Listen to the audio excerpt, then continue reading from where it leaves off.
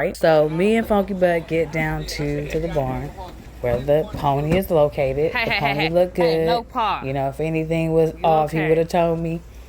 You know, that's another reason why you want to have somebody with you that, you know, when you picking up a horse or a pony, you want to have somebody with some knowledge. Because if you don't, it's a lot of things that you will not catch. So I parked the truck in a certain way. Nobody understood what what was going on. But in my mind, strategically and mathematically, if you position it a certain way, all right, we rolling, boom, boom, bam. This pony gotta be smart. I've been around ponies. Shout out to Miss Wanda in Charlotte, North Carolina, the pony whisperer. She taught me visually how she deals with ponies, about how smart ponies are, how stubborn they can be, but how smart they can be. So shout out to Miss Wanda. And her son Greg, the founder of the Charlotte Cowboys. So she just hopped right into the truck and everybody like, wow. And then she was panicking like, what is this? And then, so I rolled down the windows because she was actually like pinning me in. So I rolled down the windows quickly so she can put her head out, and then I got out quickly. And then Funky Butt came around, closed the doors, closed other doors, and she just stood in there.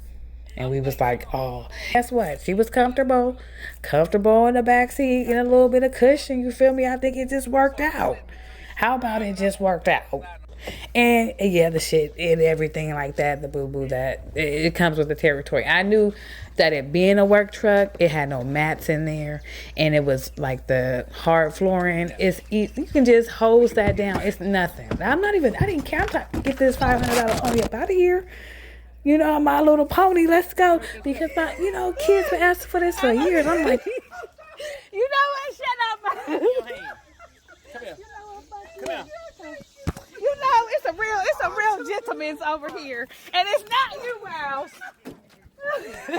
I need to roast his tail. Funky Butt like, yeah, we rolling. Pull up the Funky Butt house. We didn't even go to the barn. We pulled up the Funky Butt house. And we pulled up his son out there. All his audience. His wife out there. You know, and they like, this is not happening. Funky Butt and somebody else talked about some barbecue. So they come right up to the truck about some barbecue. I'm like, now what the fuck is some barbecue about? And I think he thought he was going to get some barbecue. That was a whole conversation that I wasn't privy to. I still had to pick up my children from after school program. How is this gonna happen? What is this? Mom! Mom! You gonna bring this to the whole after school? Oh my God! No! Put it in there. Pick up the children.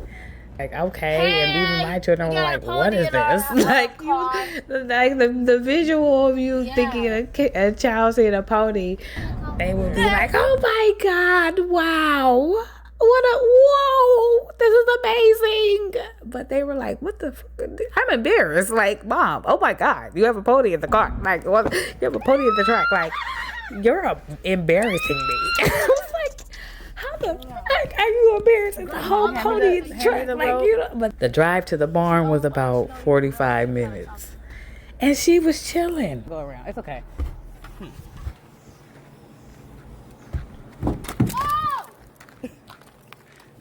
All was well. She went to the pasture and the horses were like, what the fuck is this? They kept running up to her, sniffing, and then running away, like being assholes. She ran back inside. I was like, yo, can you welcome her with kindness? Like, these horses were being they were being assholes. Like, they were walking up to her and like, I was like, all right, don't play with me or her. And I had to like talk to them, you know, have a pep talk. Like, you better welcome this pony with open arms, and I'm not coming back here to have to deal with this. You know what I'm saying?